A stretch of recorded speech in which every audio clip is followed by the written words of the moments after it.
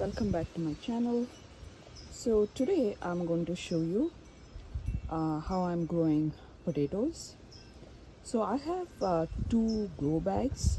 These are made up of fabric and they are black in color.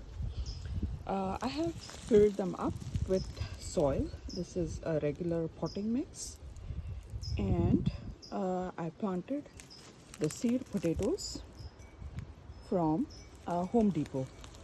I got the mixed bag of red potato, yellow potato, and the purple potatoes, and this one is just pure purple potato. So in this bag I put in some potting mix, and then I put in the seed potatoes. I kind of laid them around in a circle. There were just 5 seed potatoes in one pouch. So I laid them in a circle and I covered them with the potting soil. And as the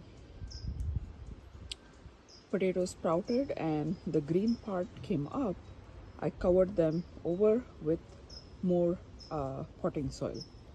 So you can see that I have potting soil only till half of the bag or half of the grow bag. So what I had done initially was that I had filled up 1/4 of my grow bag, planted the potatoes, and then I kept on adding soil over the green tops. So it's not like completely filled. In this way, what I can do is I can maximize the use of the potting soil, so that I'm not using like too much potting soil. Potting soil is kind of expensive when you get the small bags, but we usually get the big ones from Costco. So that is the container or potting soil mix, the green color bags, or the light green or whitish color bags from Costco. So as you can see, there are only 2 plants remaining, and there were initially 3. They became big like this, and once the potatoes become mature down, the foliage starts becoming yellow and it starts dying back. So if you see here on the ground, I have removed the top part because the foliage had completely kind of browned, and the plant had kind of flopped over, like how this one is flopping over, but you can see it is still green. And when it is still green, it is kind of storing energy to the potatoes. So when you kind of remove those potatoes and you use them on the first or second day, they are called as new potatoes. The skin of those potatoes are quite thin, and to make them better or useful for long-term storage, you need to kind of harden off the skin by storing them in a cool, dark place. So what I love doing is I love coming in and harvesting the number of potatoes that I would be eating that day. So I just dig around once I have removed those dried bits. So I will come around and dig around in this bag. As you can see, there is quite a depression there. I have kind of digged some potatoes, usually 4 small ones or 2 medium-sized ones, to be used for my lunch. So that's how I'm using the new potatoes. I don't do the potato storage because I don't get that many potatoes to be kind of stored for that long. And the new potatoes are tastier, and the potatoes are kind of a cheap produce. Like you can get a bag of potatoes, a 5-pound bag of potatoes, for $2-3. So it's not a very high value crop in terms of price, but it's a high value crop in terms of calories. Yeah, so that's all about the potatoes and how I use them. like I said, I come in and I dig whatever I need from the grow bag, and I don't think there would be many left. These two look like they are the red kinds, red variety. Yeah, so what I'm getting right now is just the red variety. The purple variety were about like a lot smaller when I removed them. The red ones were the biggest one, whereas the yellow ones were the medium, yellow or the goldens. So now once I start harvesting these, I will show you like what I get or how many I get from this bag. But I think there is a long way to go for these potatoes. Both of these bags were planted at the same time. Both of them were planted at the same time, but this somehow grew taller, bigger, and both were planted with the same methodology, like 1/4 potting soil plant the seed potato, covered them, and as the green shoots come up, add another 1/4 layer. So this is also a half bag of potting soil. So yeah, this is still green, and once it starts yellowing and the plant starts flopping over, I will harvest them. Regarding where I have placed them, so I have a very small urban backyard or urban garden. So this is my backyard, and I have placed the bags next to my apple tree. So that's my apple tree, and I cannot plant anything permanent in here because it would be like too close to the trunk.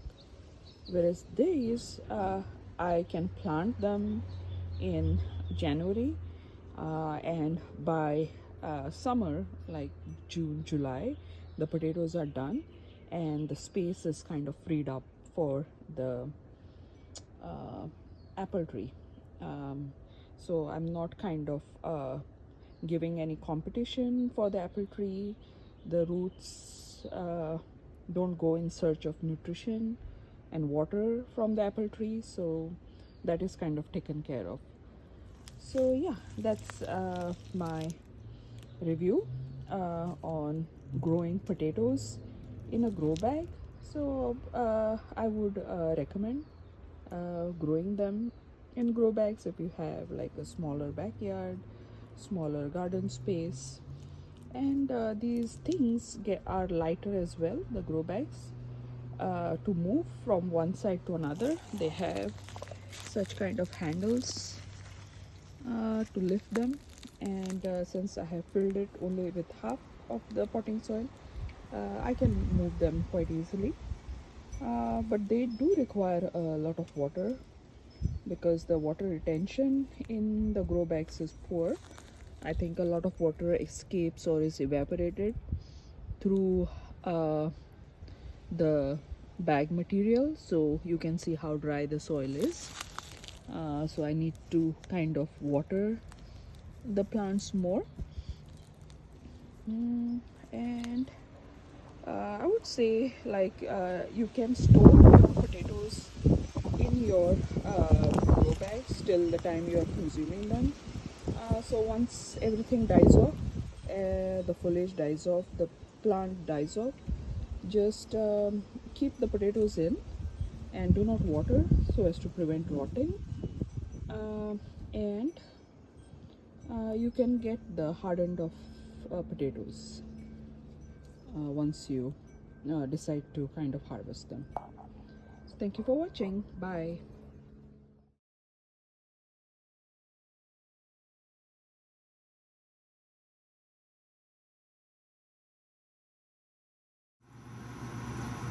Hello. I harvested two red potatoes from my fabric bed. So these are the new potatoes. I just got them from the garden, and I also harvested a sprig of rosemary from my garden. The rosemary plant or the tree is a very old one, and it has become like a mini tree. It has a big canopy, So to prepare these potatoes, what I did was I cut them, I salted them, I cut them into these cubes, this size cubes. Um, some of the skin I have retained and some skin I removed because they had like brown kind of boils on the skin, so I removed them. Then I salted them. Then I added half teaspoon of red chili powder or red pepper powder and half teaspoon of coriander powder. So that's all there is: salt, red chili powder and coriander powder. Then I heated the pan, put some olive oil, sliced a clove of garlic, and I fried it. I think it is a bit over fried, but then it's fine. It will anyways get cooked with the potatoes. So now I'll add the potatoes in a single row, like so.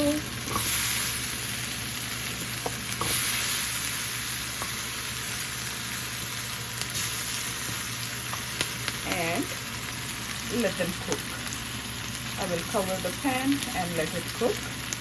And then I will add a rosemary once the potatoes are done, so that the rosemary also doesn't get burnt like the garlic. And I will have this with a plate. In that I will add a piece of fried salmon. Thank you for watching. Bye. Hello, welcome back. So I plated my potatoes. They are fork tender, and these are few leaves from the microgreen salad from the windowsill, and I have a lemon from my garden. I will use this lemon to season my fish once it is done frying. So I will show you the fish that I'm frying. So this is a Alaskan sockeye salmon. I got this from Costco. They are in the frozen section and they are kind of individually packed, and they are like pre-cut. So this was a pre-cut piece. So I thawed this and then I marinated it with some salt. And before marinating it with salt, I took a paper towel and gently patted it to kind of remove the excess moisture out of the salmon. Then I put some salt, and I also added hot red chili powder and turmeric powder. So I took about half a teaspoon of turmeric powder and just put a layer first, and then I put a half a teaspoon of red chili powder and put a layer. Next, for the coating, I put semolina. So this is like a fine semolina. Semolina is nothing but like broken wheat pieces. It is unprocessed wheat, which is kind of ground into semolina. If you don't have semolina, you can also use breadcrumbs, which are like very fine, something to coat it. Some people also use a mix of semolina and rice flour. Rice flour is also gritty, so we want something very gritty. And then in the same pan in which I had pan fried my potatoes, I am pan frying the salmon because I want the flavor, if there is any, in the pan to pass on to the salmon. And I have used olive oil for frying both the potatoes as well as the salmon. And what I'll do now is I will cover the salmon or the pan and I will cook it till the skin of the salmon separates. So this is like bone out or boneless. but skin on salmon. So first we fry the part with the skin so that the skin kind of separates from the salmon, and when you kind of remove the skin and deep fry the same part, the flavors from the oils and your seasoning etc. goes up there. So yeah, I will let it cook on low to medium.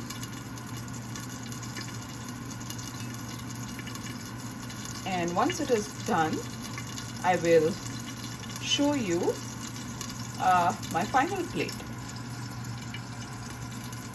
Thank you for watching. Bye. So now I have turned the salmon towards the side where there is the seasoning as well as the coating of semolina, and I gently separated the skin of the salmon with help of a fork, and the skin is also cooking at one side. I don't need the skin part, so I will discard it. I will of course remove the salmon meat pieces which are like kind of stuck to the skin. I find them one of the tastiest one because they are kind of cooked, crispy, crunchy. Now once the seasoning and semolina side of the salmon cooks through, I will flip the salmon again on its skin side or its back side, you can say, till this brown part is really crisp up. So in this way I can kind of make sure that salmon is like really cooked through. And also what I do is I kind of separate the salmon by going through its midline. So this is the midline. So once the semolina part is cooked, I will kind of separate this thing out and also fry the middle side of the salmon on both sides. So that way I can kind of ensure that the salmon is kind of thoroughly cooked and not raw, because raw salmon can carry some parasites. So yeah, that's the salmon is still cooking. See you guys later. Bye.